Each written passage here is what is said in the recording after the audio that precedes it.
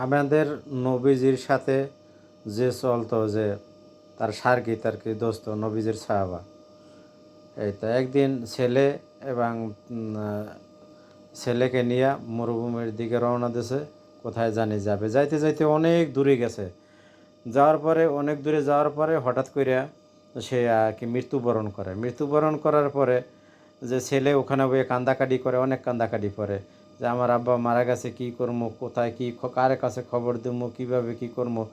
যাই হোক, ছোটো মানুষ তো কিছু কী করতে নাই। তারপর ওই এরম করতে করতে শেষে ফজরে আজান হয়ে গেছে। তারপর তো ধারে কাছে যারা যারা আসলো ওই বাড়ির আর কি ওই তারা আর কি গাইবি ফজরের টাইমে আজানে আজানের মাধ্যমে শুনতে পায় যে মরুভূমিতে একজন লোক মরুভূমিতে মারা গেছে, তার জানাজার জন্য ওখানে যাইতে হইবে।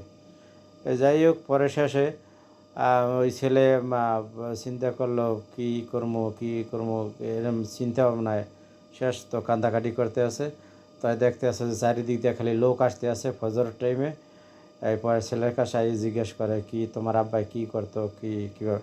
শেষে ওই ছেলে বলতো যে আমার আব্বাই নামাজের পরে 100 বার দুরূদ শরীফ পড়তো সবসময়। এই পরে শেষে কয় কীভাবে কী মারা গেলে, কয় এরম হঠাৎ করে মারা গেছে।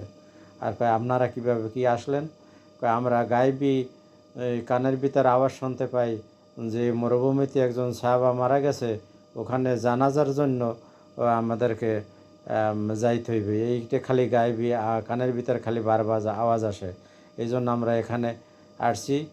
এই কয় আমি তো দেখে আমার লোকজন দেখে আমি হঠাৎ আশ্চর্য যে আমি কারো কাছে খবর দিতে পারলাম না, এত লোক কোথা থেকে আসলো, বুঝলেন। যাই হোক, তারপরও আল্লাহকে